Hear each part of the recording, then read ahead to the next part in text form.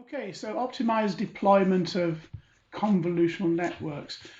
The way I'm approaching this session is looking at ways how you can be practical, get hands-on experience of OpenVino. So I won't be talking much about this data science side of convolutional networks. I won't be talking too much about programming aspects, but it's about what tools are available, what's the quickest way of getting going with OpenVino.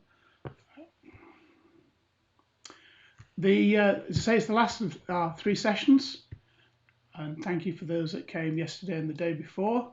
So that's a description of what we're doing. Okay, if you look on the website, it describes OpenVino as being this. It says, the Intel Distribution of OpenVino toolkit enables you to optimize, tune, and run comprehensive AI inference using the included model optimizer and runtime and development tools. And so what you can see that I've highlighted here are the different parts that are available. So what you've seen, in terms of what you can do with OpenVino, you can optimize, tune, and run. In terms of the tools available, then there's a model optimizer, which allows you to optimize the models you're working on. And then there are tools to help doing further development, and we'll be looking at those. The whole context is to do with AI inference. So how does it work? So here's OpenVino. So if you're a data scientist designing and implementing AI programs, so some deep learning. So for instance, maybe you've got some object recognition software or some speech recognition or some other model that you've created in one of the well-known frameworks such as TensorFlow or Caffe or PyTorch, then those models, when they're normally built, they're usually not optimized for running on hardware. They're optimized maybe in terms of their design, but in terms of what's run on the hardware, they're not optimized. So what OpenVino does is it allows you to take models that you've already trained and optimize them for running on different Intel architecture. And then the OpenVino is available in Windows, Linux, and Mac OS. It was voted Vision Product of the Year when it first came out, 2019, and is very popular because of the very practical nature of its work. A lot of people that are making their own applications and using OpenVino to be able to optimize what they're doing. So how do you get OpenVino? This slide originally said there are 2 ways to install OpenVino. There are now 3 in the new release that's only just come out. I noticed in the release notes it says at the bottom, what's new in the release. Developer tools are now available as a Python wheel package using pip install OpenVino dev. So it doesn't install everything when you do that. But anyway, there are now 3 ways that you can easily install OpenVino. One is to download it from Intel, get the Intel distribution, and that is, if you're working on your own machine, that is a great way of installing everything. The second way is that you could get OpenVino from GitHub, and the source is available. And this third way is using pip. Actually, we're going to use what is really almost a 4th way, because we're going to be using later on the deep learning Workbench, which you can download from a Docker image. So in fact, really the slide maybe should say there are 4 ways, because you can also get OpenVino available through Docker. So what's the relationship between OpenVino and one API? The one API, which we've covered at the last 2 sessions, as you know, comes in a number of toolkits. The toolkit the tools that we're using here, OpenVino, is different from the one API toolkits. Although the OpenVino uses the libraries and tools and so on to build the OpenVino. It's a separate package from the One API tools. But the high-level goals are the same. It's about running your codes on multiple architectures and accelerators. But as I say, it's a complete standalone product. It's actually developed by a different team in Intel as well, but obviously they work very closely together with each other. For those that are not so familiar with artificial intelligence, with machine learning, deep learning, and so on, this is just a slide just to say where OpenVino sits. So you can imagine someone's developing a program to recognize different objects. So in this case, on the top sort of row, it's bicycle, humans, strawberries. So they develop a deep learning network, and then they train it to recognize those objects. And we won't go into the technology of that today, but that's very time consuming. Typically it would run on a large server.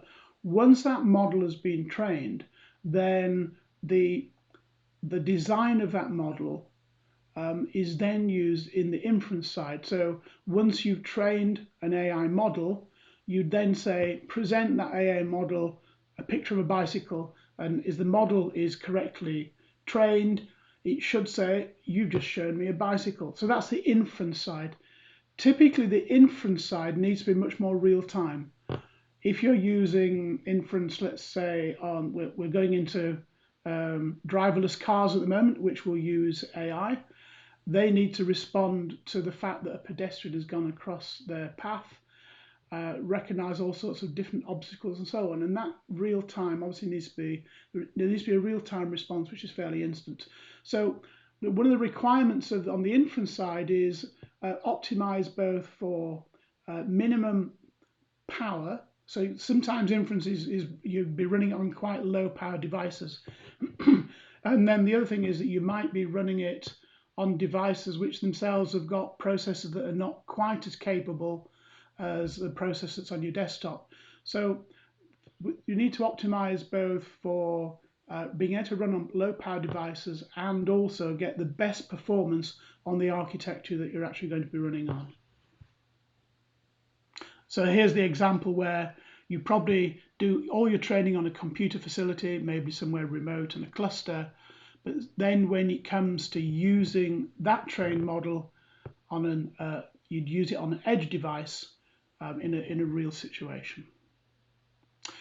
The contents of OpenVino's got two parts to it. There's the OpenCV, and that's a well-known library for doing anything to do with visuals.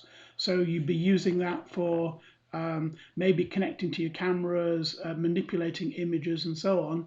And then there's the model optimizer and the inference engine, which will bring the optimization and runtime aspects that OpenVino provide.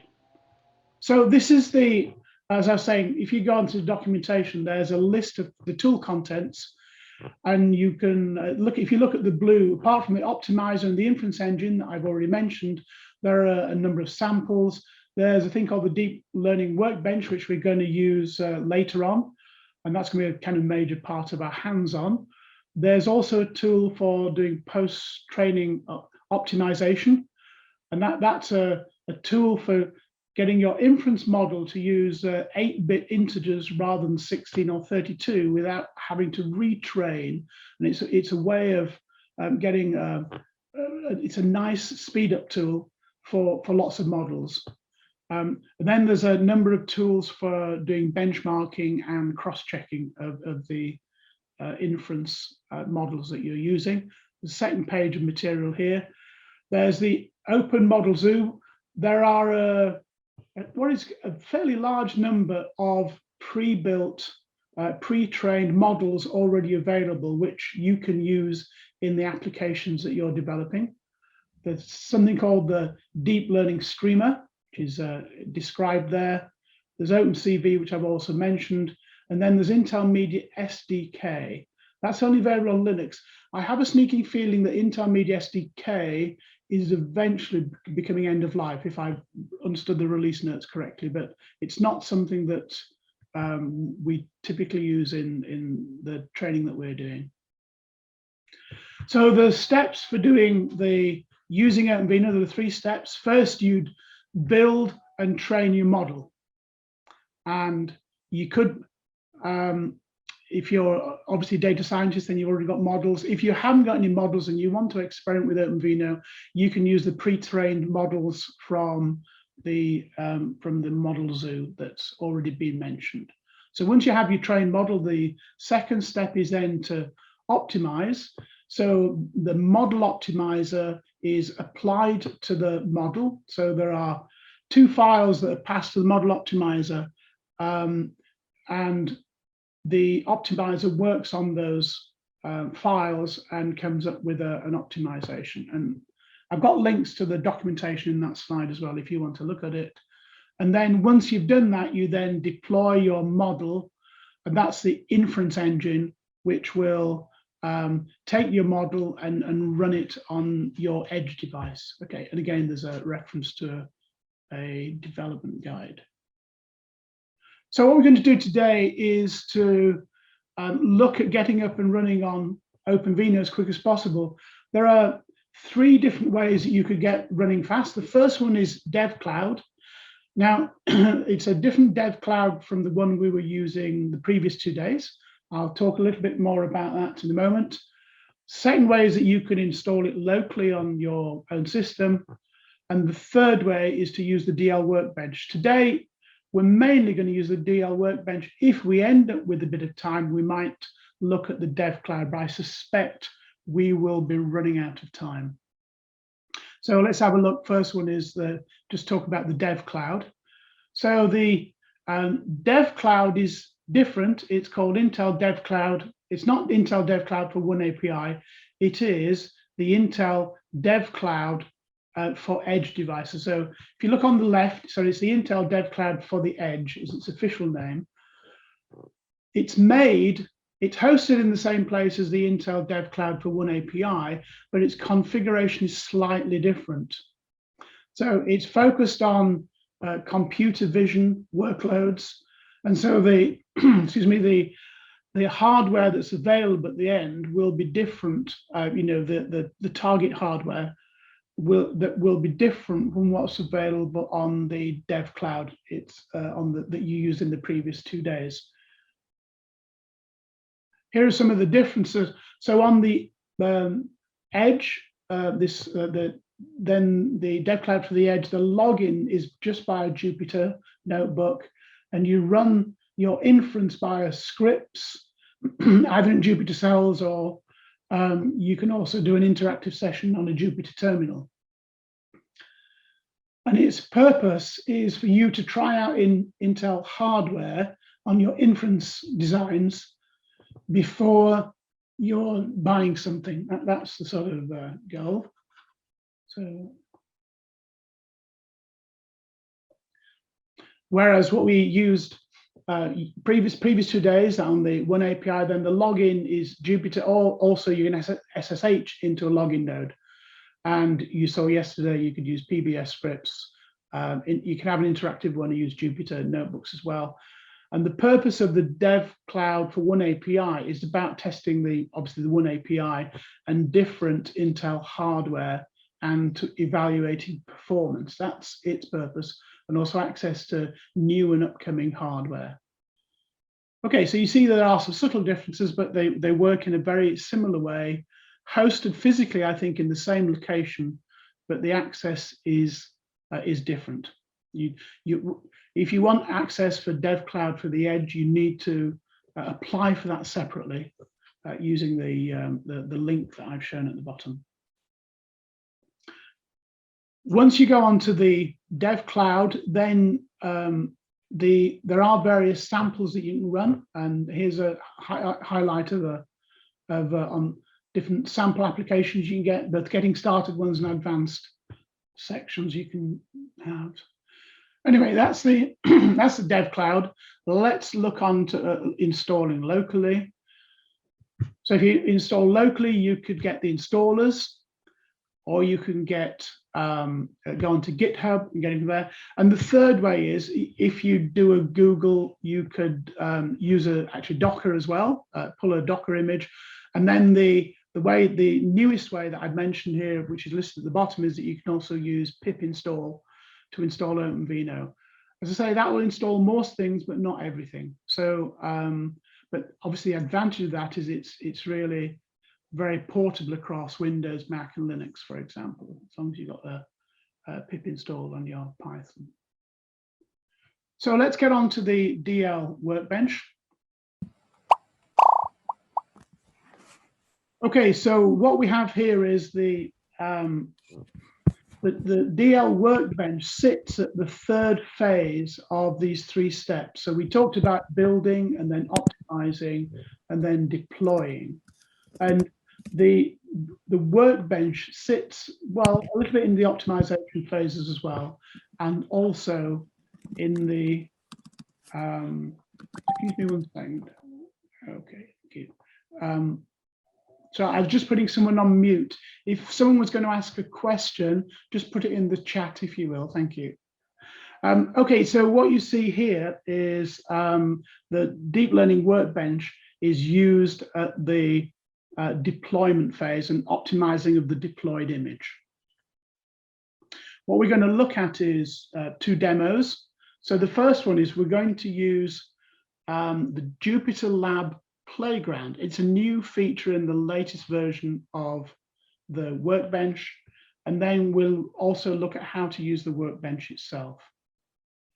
Okay, at this point, I've got some slides that show how to get things running, but I'm going to go into practical mode, and I'm going to go into my other workstation and start running things. So with that, I'm going to just go onto my other machine on the right mouse, and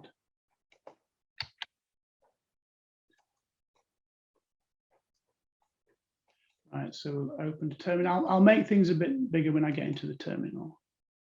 Okay, so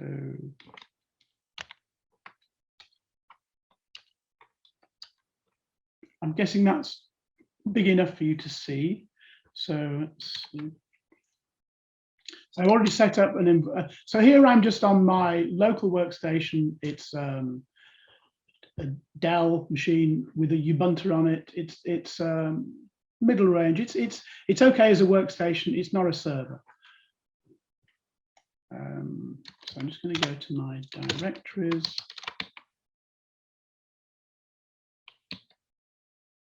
See where we've got, and it's the DL. So what I've got here is a set of scripts. There's a shell script that I've downloaded. Now, my slides tell you how to download it. The commands are in the slide. And this is available, once you've downloaded it, you just run the script. So what I'm going to do is I'm going to run something that I call latest. Let me just, in fact, I'll run 2021, I think, actually, 1, 3. If I type the right. Okay, let me just show you what's in this script. So what I'm calling the script, but I'm passing an extra option. The version of the workbench that we're going to use, it has only just been released. The script that you download pulls what the script does is it pulls the workbench from Docker Hub, but it's looking at 2021.2, the default, but because it's been updated, I need to tell the workbench there's an option on this script to say you can change the Docker Hub tag. So this is pulling in the latest. If you don't put that there, then you'll end up having a previous version that doesn't have some of the features that we want to show you. So the playground, for instance, has only been implemented in the latest version, which I think only came out a few days ago. So let's do that then. So let's give that a run. So I've already got a Docker container running already as it happens, but it's stopping the one that was running. If you do some work using Docker, and if you're not familiar with Docker, you'll just have to look at that. But Docker creates a virtual environment which is isolated from your file system. It's safer in terms of not ruining your host system. I mean, you can ruin things if you really try, but normal usage, your Docker environment is a separate environment isolated from your host machine. The advantage is that you can have an environment that's set up just correctly, and then you can keep using that same environment. Don't worry about various error messages and warning messages. This is that as it starts this script, it does a series of setting things up, and then it waits until things are correct, and eventually everything sorts itself out. But as I say, when if you're new to Docker, then there are two things. There are the images. So these are the pre-built images that you can get, and we're pulling one down. And once you launch an instance of that image, it is a container. And this is the container will be the thing that's running live. What you need to do is, there's no persistence. If you kill the container, you've lost everything you're doing. There are ways of storing a container and its changes. I'll leave you to look at that on the, you'll need to just Google for that if you're not familiar with Docker. But normally what you do is you get the container running and you just keep it running. Okay, now we've got up to, it's run, and the workbench is available here. So let's just copy this. Oh, I keep forgetting I'm not on Windows. I've got to run that again. I've just done Control-C to copy, and of course, Control-C does here. It stops the program. I tell you what, while that's rerunning again, let me just go back to my slides for a minute, then we're not watching that. Let's just do that. Okay, well, you saw me start the workbench, and I stupidly said Control-C, did Control-C to copy the line. Okay, I'll correct that next time around. What will happen is that the workbench will start, you'll end up with this text, and you'll be given a link, and then what you should do is open the workbench. What we're going to be doing is, once it's opened, we're first of all going to have a look at something called the playground. It's a new feature of the workbench, but I'm guessing most of you have not used the workbench before, but it's a very useful way of being able to experiment with OpenVino. So, yeah, okay, just looking at the time, we're going to break for coffee in about 13 minutes, I think. Hopefully my machine has started up okay. It's still doing its stuff. Let's go back to the slides again. We'll go on to the next slide. Once we've done with working with the playground, which there's some experimentation we can do with the OpenVino with Jupyter notebooks, we'll then go on to using the workbench itself. Now the workbench is it's designed so that you can take a model and then associate a data set with it and do some benchmarking, some further analysis, and you can even package the end product ready for using in a C++ application, for instance, or in a Python application. So it's got and all the steps that the workbench supports are the same steps that you do if you did them manually, using it from the command line. But the workbench saves you from making mistakes, because there are many steps in moving from the first model down to deploying. The workbench makes this just an awful lot easier. Let's see whether yeah, we're there again. Okay, now this time I'm not going to do Control-C.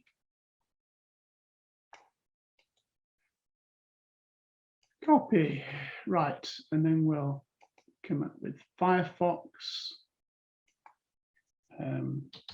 put the address in, Okay, and here we are with the, I think let's see if we can zoom on this, get it a bit bigger for you. Okay, I think that should work. So what I'm going to do now is to go into the open playbook. After coffee, we'll be looking at creating a project and running through the process of optimizing a model. But the Open Playground is a really nice way of introducing OpenVino. So when you go into the OpenVino Playground, it's using it. We're still running in this Docker container where all the requirements are set up, and they've put a number of examples that you can look at. So if I go to the classification example, and then there's a tutorial, and if you go into this tutorial, then there's a description of how you'd use OpenVino. So it starts by taking a pre-trained model, and then after that, there's some configuration that needs to be done. Now, although this is being done in the scripts here, the other way of dealing with some of this is to use the workbench itself, but the Jupyter notebooks are a good way of doing this. So what this is doing is it's taking a pre-trained image, and then it's going to give it a picture, and the idea is that this particular example is to recognize the image, and it's feeding a picture of a car. So what we'll do is we'll simply run everything just for the saving of time. So while that's running, so say these examples are already wrapped in with the DL Workbench. So you can see it's an extremely easy way of having a running environment for you to be experimenting, and also spending more time looking at the things that are available. Okay, and here we are. So first of all, it's downloading an existing pre-trained model. It's already done that because we've got a number 2 there already.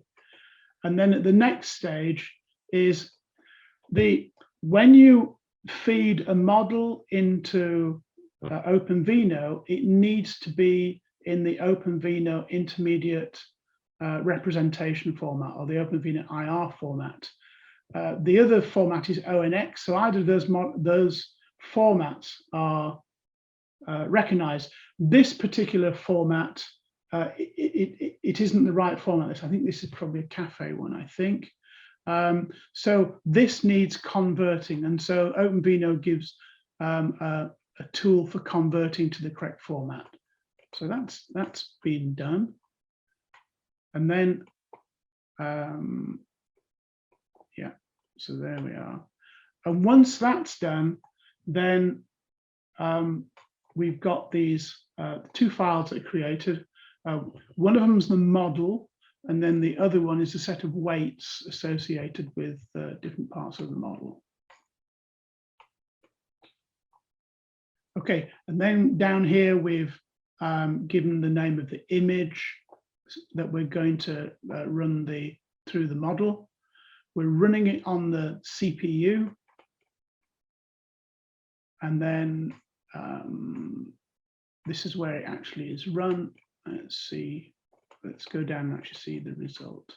So this is the image that it's looking at, and what it will do is it's got to predict what kind of car it is. I think it is. Let's have a look. Yeah, and this is the results of this inference. So the highest probability is that it's a car or a sports car. Okay, and you can see some of the other images. It thinks there's a 32% chance it's a minivan. Well, there's an 8% chance that it's a telephone. Well, I suppose you can get telephones shaped like a car, I don't know. But you can see that the most likely one is the top on the car. So that's the process of getting the model, preparing it for OpenVino. There's a little bit of optimization done, and then the inference is run on the CPU. What the tool that we're using, the playground, there are many other examples. But what I want to show you is how you can extend what's in there. So if you go into the DL, so we pressed Open Playground, and they say it's running a Docker image. It may be that you want to add some of your own examples into so you can use it in the container as well. So one way to do this, well, there is one way, is you can simply use the upload button and choose to pull files into the Jupyter Notebook. That's a way. But it might be that you want completely fresh examples, and also you want to install some other tools. And I'm going to, I think I'll go to my slides, because we may not have time to run this, but I do want to show it. So let me go back to the slides. Oh, that's me. You don't want me, do you? Okay, I'm going to, yeah, here we are. It's not that one. I'm going to skip that slide. I'm going to come back to that one in a moment. If you want to use the environment within the Workbench, and maybe you want to clone some other files from somewhere, maybe you want to add another utility because it's not already installed in the Docker image, then what you can do is log into the running image. So we've already got our container running, so you can Docker, so the container is already running, so you can Docker containers ls all. The container that we're running is called Workbench. You can log into it in this manner, but this doesn't give you any sudo privileges or any root privileges. So there is an alternative way of doing that. So when I was preparing this example, I just attended a presentation from Intel, which was showing some new experimental Jupyter notebooks that are on GitHub. And there are some nice examples. And I thought, oh, it'd be great if I could run those straight away within the playground. So when I went in there and tried to do git clone, blah, blah, blah, it wouldn't work. It says, doesn't recognize Git. Then I tried to do apt-get install Git. It wouldn't do that either. What you need to do is the following.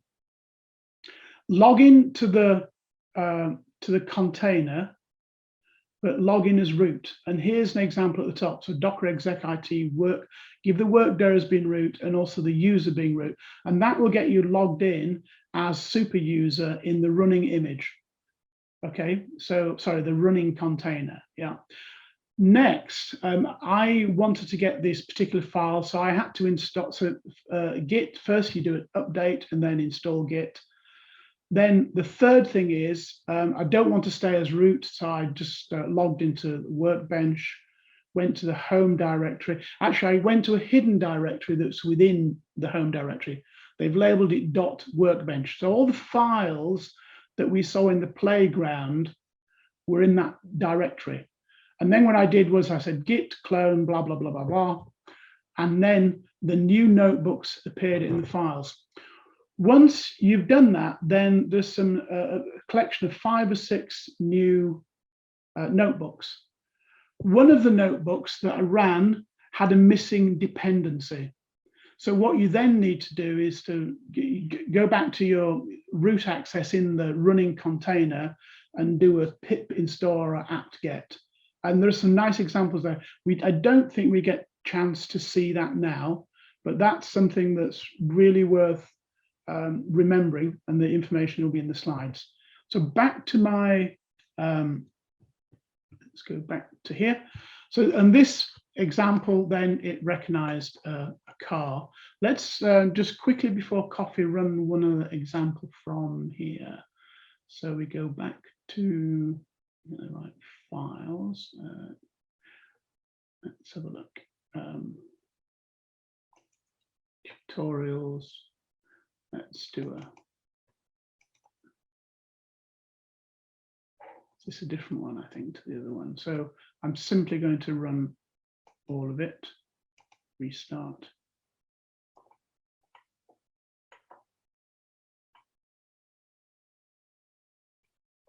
This is different from the last one, isn't it? Let's have a look. Just scrolling down. It's still using. I'm going down towards the end.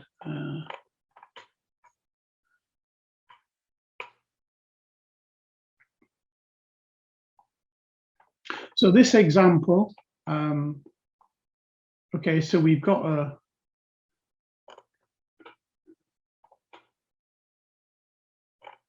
let's have a look. Yeah, this is, so what this is doing is it's looking for objects and it's putting a box around them. So that's what this example, and so there are quite a few examples that are available. Okay, we've come to the point, a minute from now, my time is going to come up to say coffee. Slides. One of the things that you can do to learn more, so you can get these, the examples that I'm mentioning. As I say, there are some really nice examples on there, and the descriptions around the examples, particularly these ones that I've just mentioned, are very useful. You can very easily spend, I think, probably a whole day looking at the different examples. So let's go back to, so what I'm going to do now is just go back up my slides back to the workbench. So now we're going to do the, sorry, that's the, it's the next slide. So we're going to use the workbench itself now to go through all these steps. And I've got two versions. So the idea with when you do your inferencing, and when you can use the workbench to test your inferencing on different target hardware. On my machine, I've got a Movidius stick. Let me just see if we can get that somewhere. Move all my writing. So I'm using one of those. This is I think a 3 or 4 watt device, I think, which you can use for any sort of computer vision AI programming. So your any CNNs and so on. This is designed exactly that. So it's got a visual processor inside. There's no memory or anything in there. At the end of my slides, there's a layout of the architecture, but we won't get time to talk about that. So I've got one of those plugged into my my workstation here. My workstation has also got an integrated HD graphics. It's an i7, so that's got the graphics already on the chip. So what you can do is when you're doing your inference, you can inference either, for instance, you could use the CPU for inferencing, or you could use the embedded HD graphics, or you can use the neural compute stick. And the example that I've got now is I'm going through the steps of being able to compare the performance and some of the optimization techniques you could use. When I say techniques, it's mainly about using the tool, and the tool will implement the optimization for you. So let's get back to our computer now, and that's the slides. Let's go to that. And what I'm going to do now is to use the workbench. So we'll close that one, and we'll go to the workbench. I'm just going to close the door I've left open as I've come back in. Give me 1 second. That's it. So what we do here is that you create a project, but we will accept this, I think. I'm going to go create. So what the project has is that you need the model that you're going to be using for inference. You need to choose what hardware you're going to be going on the target.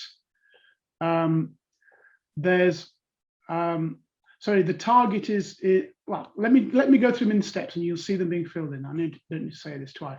First thing is to choose the model. Now, you can either have a model that you built yourselves and created, or you can get pre-built ones, and we're going to use a pre-built one.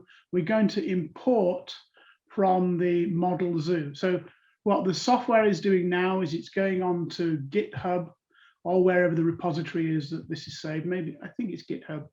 And it will come up with a list. And I'm going to use a particular model when it comes up. If you have already got a model that you've created, then you can go on to the original model and put all the details in there. Then until we've chosen a model, we can't go further. I'm going to do a mobile SSD, no particular reason other than the fact I know it runs quite fast for demonstrating purposes. So I've chosen this model here. I just need to scroll down, and then I need to do is download and import. So this is downloading the model, and then having done that, it's importing it into the OpenVino environment. Okay, so it's already done that. Now, when you have a model, it needs to go into, as I said earlier on, to go into OpenVino, it either needs to be into the OpenVino IR model, it should be in that format or the ONNX format. If not, it needs to be converted. This model that we've downloaded is in CAFE format, and it needs converting. When you convert it, you can choose the precision. FP16 will be the one to choose here. You could choose FP32, but it's FP16 is the appropriate one here. So let's do a convert. All the hardware that I'm using, all the target hardware, all support FP16. So this what I'm doing now is appropriate for all three of the target sort of accelerators I'm using. So we have to wait for that to finish conversion. So now that's converted. So I'm going to click on that. So what you see now is that I've the model's the mobile net SSD. I'm using my local workstation. Now for the target, you could use a remote machine. So you could set this up here, and then you could so you could have this part running on your local workstation, but you could then point it to, say, the dev cloud or to an edge device that you've got the IP address and so on. So there are ways of doing it. And if you're doing that, then you'd use the add remote, and there are things that you need to fill in. You also need to, supply SSH keys and things like that. Okay, so we've got, and what we're doing is that we're running on my i7 with the CPU. And then the last thing it needs is some data. You import data. So this is data that you're going to use in the testing of it and so on. I'm going to just generate some random data just because it's quicker. And what this will do, it will generate a number of images. This is going to generate 100 images, which are really just white noise, or random noise, should I say. But it's still okay for doing some benchmarking, but you can't do some of the other optimizations. But so we press the generate. And if we just scroll down again, let's see whether it's, so it's already generated. I now select it. If we go back to the top, then what you see is that I've got everything filled in, which means I can then go on to actually doing some modeling. So what we do is we create the project with all that information. And what it's doing is it's doing an inference on data that I've given, and then it's going to come up with some results. Now, while that's happening, I'll go back to my slides for one moment. So when and the slide I'm showing you now, you've seen before, when I called the Workbench, I only called it with the tag 2021.3. So in that shell script, it only enables the CPU. If I want to use my other devices, I have to call the script with these other two options as well. But so when I looked at the machine that I'm running on at the moment, it only listed CPU as an option, and we'll see other options when we go further into our example.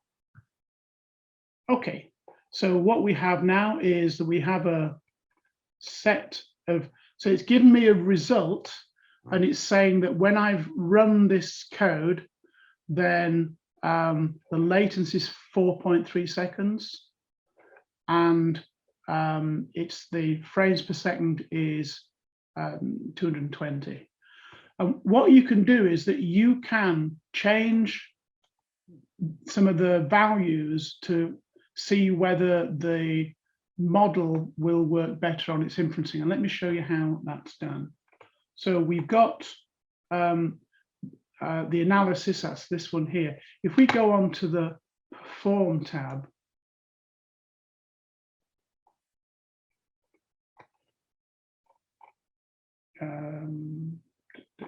yeah, there we are. And in the Perform tab, there are a number of sub-tabs.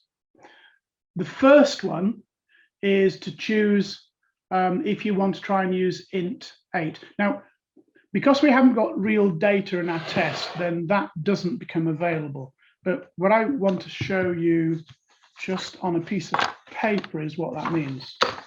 Let's go to here. For those that were here yesterday and the day before, you would know that we mentioned vectorization quite a lot.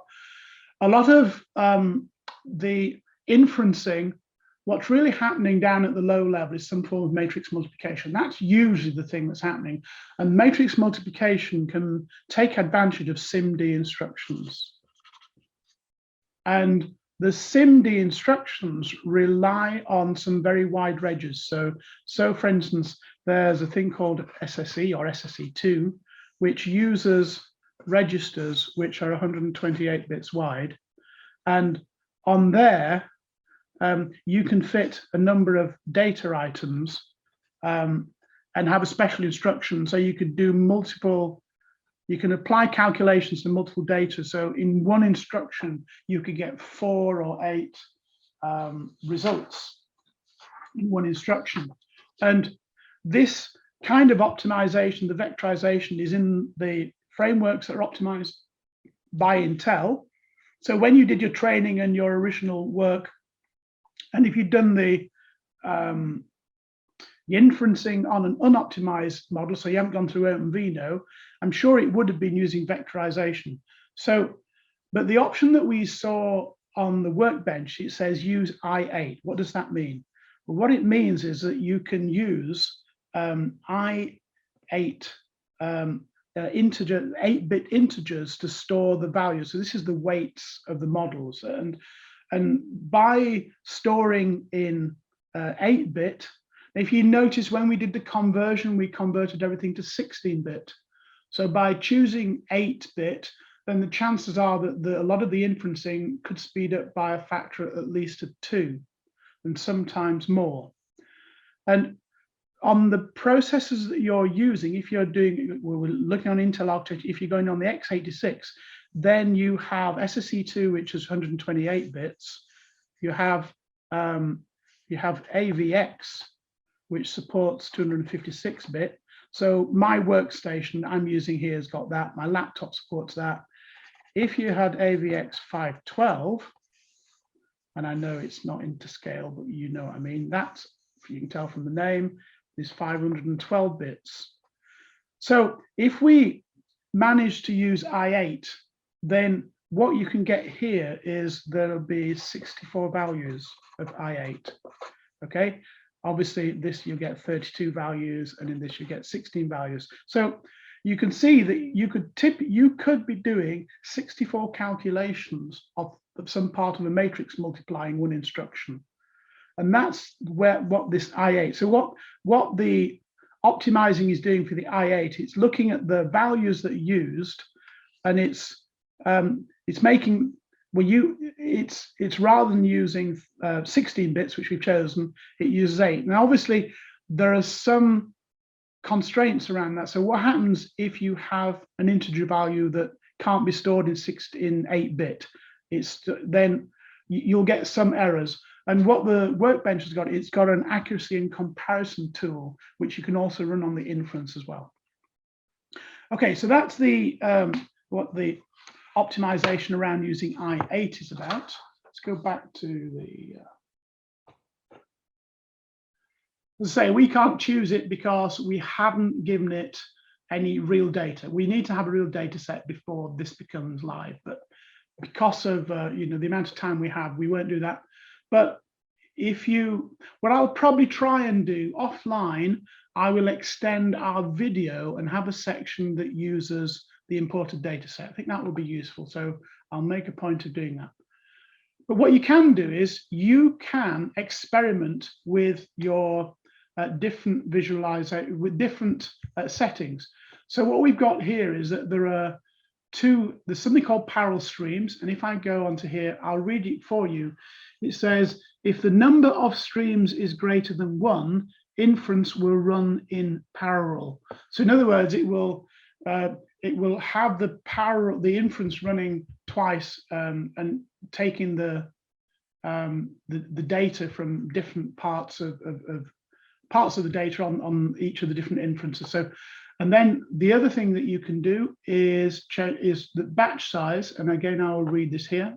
It says specifies the number of images to be propagated to the neural network at a time.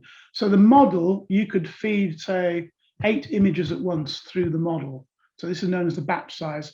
And experimentation with parallel streams and batch size can positively affect performance. So what I'm going to do here is, for instance, change my parallel streams to 2 and then do an execute. It's running the same inference again, but this time it will be running in parallel. I guess I could have put a profiling tool and shown you that it was running in parallel, but I think we will just wait for this to finish. Okay, just wait for 1 second.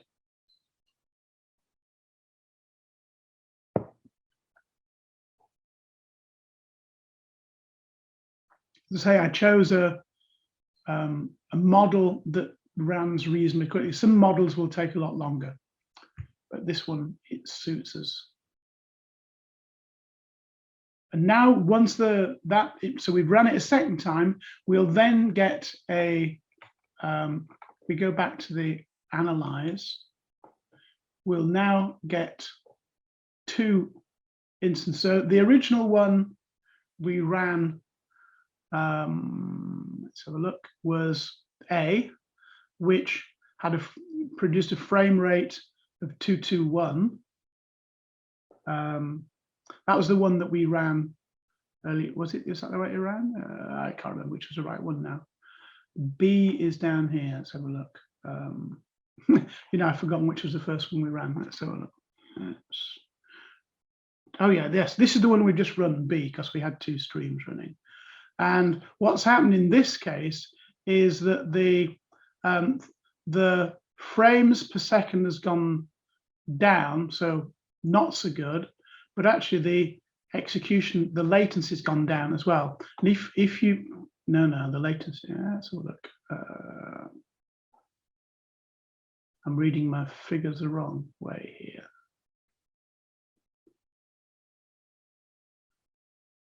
Okay, so I'll tell you what I'm confused by, and I'm still not seeing how this table ties in with this. It says A is, the table here has been updated wrong. This is what's confusing me. You see, it says A is 221. This is here. There's an inconsistent. Okay, ignore the A. When we ran it with one stream, it ran here, 220 frames per second, and its latency was 4.13 milliseconds.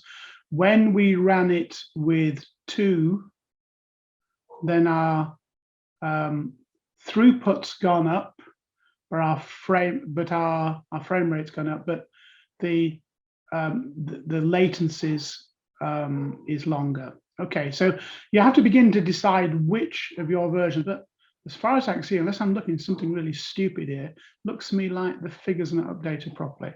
And you know what I'm going to do? I'm going to take a quick photograph of that. So I'm going to have a look at that later, just in case I lose it. All right, and if anyone online is seeing where I'm not seeing, then tell me. Okay. Anyway, it doesn't really matter. The point is that you can do a number of runs of the inference. If you want to do 3 or 4 or 5 runs, then there's an option on the perform to do something called a group inference. So when you go onto the group inference, then it brings up a table, and for each run, you can say what the batch size is going to be and how many streams are going to run. So it might be that you click a number of different ones and run them at the same time. So we're not going to do that because I want to show some of the other features, so particularly how using the myriad and the embedded HD graphics as well. But that would be another thing that you could do, get multiple solutions on multiple inferences and then look at the results. So let's just show one other thing on these results before we go on the myriad. Let's just go back on here. I don't think I want that. Let's go back to there. I hope that takes me back. Yeah. So you can also look at the details of any of the runs. So if you go on here, then it will, let me scroll down. Actually, what I want to do is I want to go back to the Analyze tab a second. It's the Analyze tab that I want here. Just go down to the bottom. There's more information on what's happened with the different layers down here. And it's telling me that for this inference, then most of the time was spent in a particular type of layer. It's in the convolutional layer. And if you go yet further down, there's more information. And it's giving some recommendations already about improvements. It's talking about the fact that I'm only using 1% of my layers using 8-bit. As I said earlier on, then the using i8 is a significant optimization. What the tool will also do is, since we're talking about precision, when you transition from 8 to 16-bit or 16 to 32 or 32 to 8, there's a performance penalty. And what the tool will do is give you a matrix of how often there's been a transition from one precision to another. In our case, we only had one precision from i8 to FP32 and one transition from FP32 to i8. That's because it's just one phase there was a change. But if you get lots of different precisions in your model, this may have bigger figures, and it could be a source of sort of a performance hindrance in the work that you're doing. The last thing while I'm clicking on here, then you can look at down at the kernel level, you look at the different layers, and you can have a graph of what the layers are doing. Now, if I zoom out so you can see enough of this, it will be so small, it's not worth doing. But if you try this on your own in your own environment when you've got a large screen, this is very useful to look at the graph. And then what you can also do is look at the original intermediate design versus what was done at runtime. So here we've got the runtime graph, and this is the original intermediate version. So this is what is the unoptimized version, and it went through the optimizer and a new graph was made, and this is the one that was run. And you can see that, for instance, you know, several of you might find that some of the layers have been removed, some layers have been concatenated together, and so on. So that's something you do a deeper analysis, particularly if you find one layer that's spending a lot of time, and you can sort the layers by time and so on. There's a set of filters and so on. But what I want to do is to go on to the using the different accelerators. So let me, I think we'll close this, and we'll need to restart. This is where Control-C is correct. So I'm just killing the environment, that particular container. What I'm going to do is I'm going to start the Workbench again, but I'm passing some extra options so my other bits are hardware enabled. So let me just show you the script. So there we've got, I'm putting the tag in to say I want the latest, and I'm enabling GPU and enabling the myriad. So with that, let's just run that. And again, that's going to take a few a minute to run. So while that's running, I'll go back to my slides. And I want to skip down to some slides that I've got in the sort of backup section. Just so you're going to have to bear with me. I'm going to scroll through about 20 slides. That's not 20 slides, I exaggerate. Okay. What we're going to be doing is running on graphics, the integrated graphics. So the integrated graphics on my machine, I think, is a Gen 9. And here it's got, if you remember from yesterday, if you're here yesterday, then there are a number of sub-slices, and in those sub-slices are execution units. And in those execution units are arithmetic logic units, and then these very wide registers. So there's some parallelism that can be obtained by using the execution units. And what we're going to do is that inference is going to run taking advantage of those. So that's one thing. And then the other thing we're doing is using a neural compute stick as another example. On this one, it is, you can get up to 2. Let's get this right. Where's the terabyte? You could get up to 1 tera operations. Okay, okay, I don't say it any other way than that. 1 tops, 1 tera of operations theoretically on this.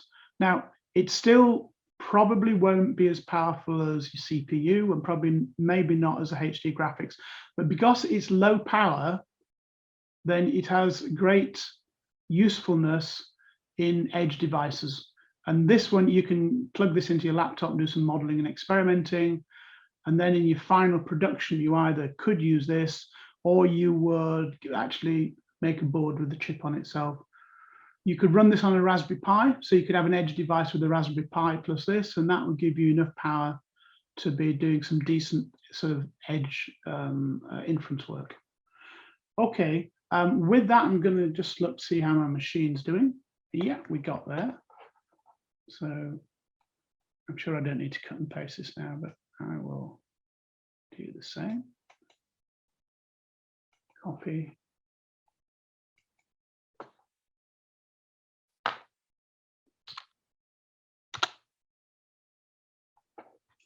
And now I'm starting, it's a fresh container. It's not remembered anything because I just killed the other container purposefully. So I'm creating a new project. What I want to show you this time, so I've got to go through the same process of importing. I want to show you that the other, that you've got options now on the target device. While that's importing, actually, yeah, let's see if we can go back to the slides for 1 minute. And I'm going to annoy you by paging back up. There are some videos that are available on YouTube, and I put the link of 3 of them that are very useful. 42 and 43 show you how to use a workbench, and 68 talks a bit more technically about the post optimization training and using I8 and so on. Some of the steps in 68 you wouldn't do yourself. I think there's a 68 and a 69 actually, but it's useful for more information and background about the technical things that are being carried out when you're doing the post optimization training. Let me go back to, yeah, let's pull that in. I'm going to bring the same mobile SSD, mobile net SSD, scroll down, download and import. Okay, so, and I'm going to convert. Shouldn't take too long. Let me go back to the slides while it's doing that. The other thing I've got in my slides is a list of demos and reference implementations. So there's a link there to various pre-built models that are available. You'll also you can pull those down through the Workbench that we're using now as well. But those are some examples that you could browse through. Let's go back to our machine. Okay, so we've selected that. Now, if we go down to our where we choose the device, we've got the CPU there. But if we go, we've now got the option of the HD graphics or the Myriad. I'll choose the HD graphics. Actually, no, what I should do is do the CPU first. Let's quickly run this, see if we can run this twice. No, I changed my mind again. Well, let's since I've got a photograph of the results, I can remember them. Okay, so I'll go to the HD graphics, and what we're going to do is generate. Let's see what we've got selected. Yeah, a data set we're just going to generate rather than import. Take the default values. It knows the size that's needed. It's generating 100 random noise images. That should happen pretty much straight away. When you're using the tool, you need to highlight each of the things that you've generated before it's recognized by the tool. Can we do a create? So this is now running our example. And while that's happening, I'm just looking on my previous run, just looking at the, so previously, when we ran it on the CPU, it was, the latency was 4.13, and it was, the frame rate was just over 220. So I'm hoping, I'm expecting that it, well, will it be better? I can't, let's wait and see. Let's wait and see. But what I will do is, while that's running, let's go on to here. So we had an FPS and we had a latency. Okay, so the FPS was 221 and the latency was 4.13. So that was on the CPU. Okay, let's go back to our machine. 99%, nearly there.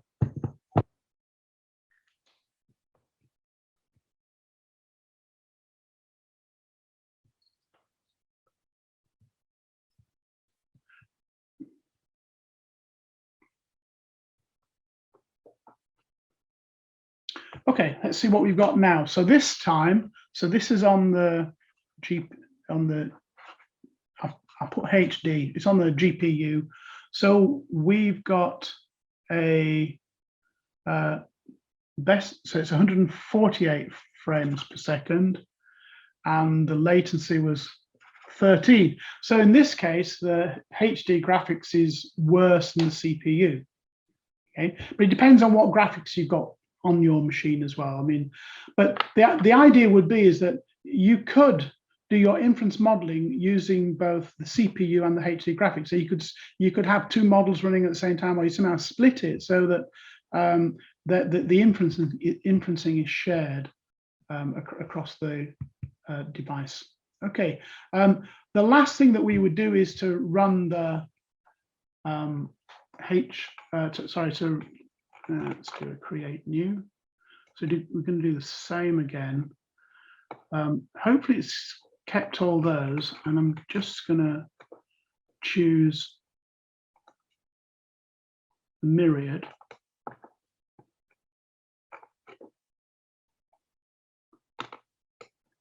Now everything else I kept the same, so it doesn't have to download everything again. It's now doing the inferencing straight away.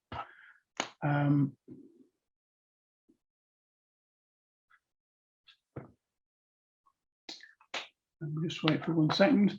And Dan, I know you're in the background, and we will be closing before past. If you have your closing slide with the contact details kind of ready to share, that would be useful in a 3 or 4 minutes time.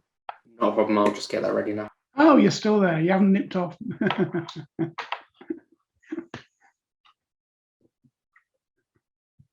I have friends who have they often log on to online events and just record everything, but don't actually stay in the room. So sometimes you can be talking to nobody. Right, okay, so this time we're done with the myriad. Now what I'm going to do is, how do we do this? I can, for the myriad, I'm writing it down here first, and then I'll show you it. So the best throughput is 58. And the latency is 40. So let me just show you on my writing, just this top corner. I could use a fresh bit of paper, couldn't I? So the CPU was the best performing one, best frame rate, and also the latency was good. Well, I say good, it was better than the others. The embedded HD graphics was almost half the frame rate. Latency was 3 times the CPU, and then the myriad one, the Movidius one, had a frame rate of 58 and a latency of 40. Now, although this, you think, well, I thought it was supposed to be a super duper device. In terms of how many watts it consumes, it is a super duper device. It's excellent for edge sort of devices. Okay, so with that, I'm now going to go back to my slides for one moment. Actually, no, I want to show you in 10 seconds one other thing. Just to remind you, when we did the analysis, we could choose different versions of, choose out how many batches we want and so on.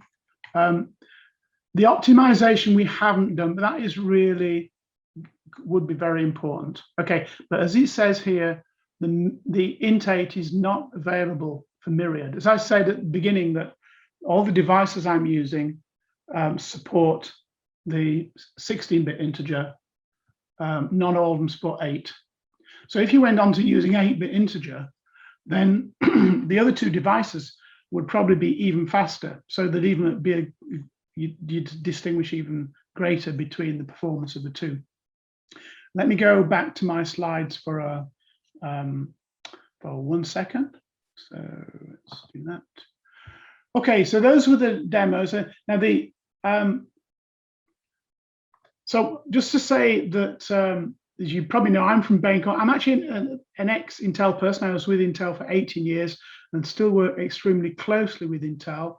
At Baincore, we have a team of people that helps people to develop AI. We've got AI consultants. We've done a number of projects in Europe in healthcare and also manufacturing.